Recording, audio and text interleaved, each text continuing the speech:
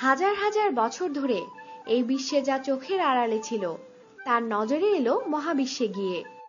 পৃথিবীর বহু প্রাচীন সভ্যতার বিচিত্র কারুকাজের সন্ধান পেল বহুদূরে মহাকাশে নাসার পাঠানো উপগ্রহের টেলিস্কোপ।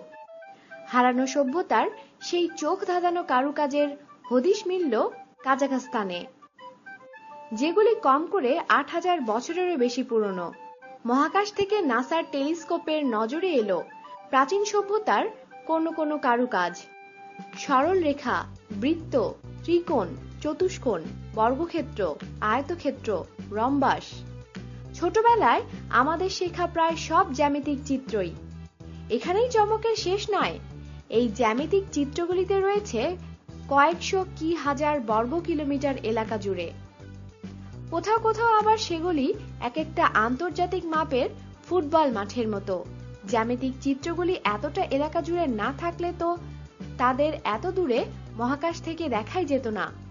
নীল আর্মস্ট্রং যেমন চাঁদে গিয়ে চীনের প্রাচীর আর এভারেস্টের চূড়ো দেখেছিলেন, ঠিক তেমনি মহাকাশ থেকে এই জ্যামিতিক চিত্রগুলিকে দেখতে পেয়েছে নাসার উপগ্রহের টেলিস্কোপ।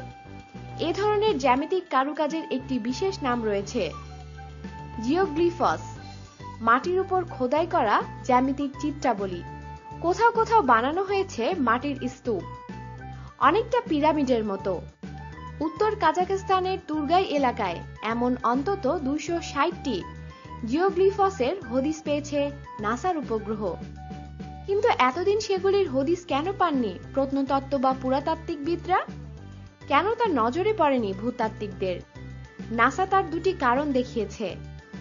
এক, যে এলাকা জুড়ে ওই সুবিশাল জ্যামিতিক চিত্রগুলি ছড়িয়ে রয়েছে তা কিছুদিন আগেও ছিল গভীর বনাঞ্চল।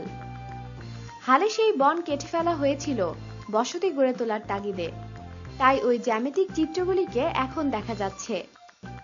দুই, চিত্রগুলি এতটাই বিশাল যে কোথাও তার একাংশ দেখা গেলে তার থেকে সেটা ত্রিভুজ নাকি বর্গক্ষেত্র তা বুঝে ওঠা সম্ভব নয়।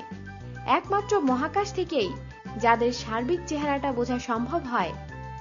২০০৭ সালে একবার কাজাখস্তানের অর্থনীতিবিদ ও শখের পুরাতত্ত্ববিদ দিমিত্রিদের নজরে পড়েছিল ওই সব জ্যামিতিকের চিত্রের কিছু কিছু অংশ, কিন্তু তিনি তখন এই সবের মাথামুন্ডু বুঝতে পারেননি।